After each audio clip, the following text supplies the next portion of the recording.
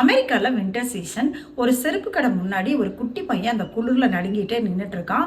யாரோ அவன் முதுகு பின்னாடி கை வைக்கிறாங்க.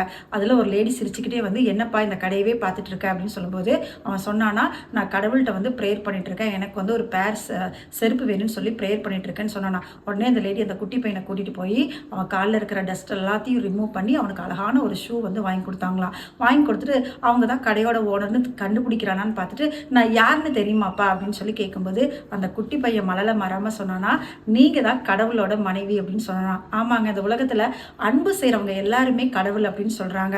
காட் இஸ் லவ் அப்படின்னு சொல்கிறாங்க. ஆனால் இந்த உலகத்தில் ஏசு கிறிஸ்து மட்டும்தாங்க அன்கண்டிஷனல் லவ்வாக நம்ம நேசிச்சிருக்காரு.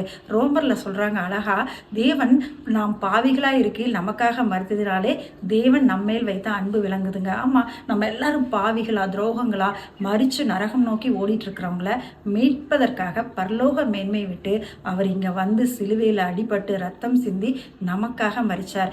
ஏன்னா அவர் நம்மேல் வைத்த அன்பு. இந்த உலகத்திலேயே பெஸ்ட் லவ் தாயோட அன்பு தாங்க. அந்த தாயோட அன்பு மாறினாலும் நான் உங்களை மறக்க மாட்டேன்னு சொல்லி நம்மளை இருக்கிறவர்களாகவே நிபந்தனையற்ற ஒரு அன்பு, நம்ம எந்த மாதிரி இருக்கிறோமோ அதே மாதிரி நம்மகிட்ட எந்த ஒரு மாற்றமும் இல்லாமல் நம்மளை நேசித்த அன்பு தாங்க இந்த இயேசு கிறிஸ்துவோட அன்பு. அதனால தான் இயேசு கிறிஸ்துவோட அன்பை அன்கண்டிஷனல் லவ் அப்படின்னு சொல்கிறாங்க.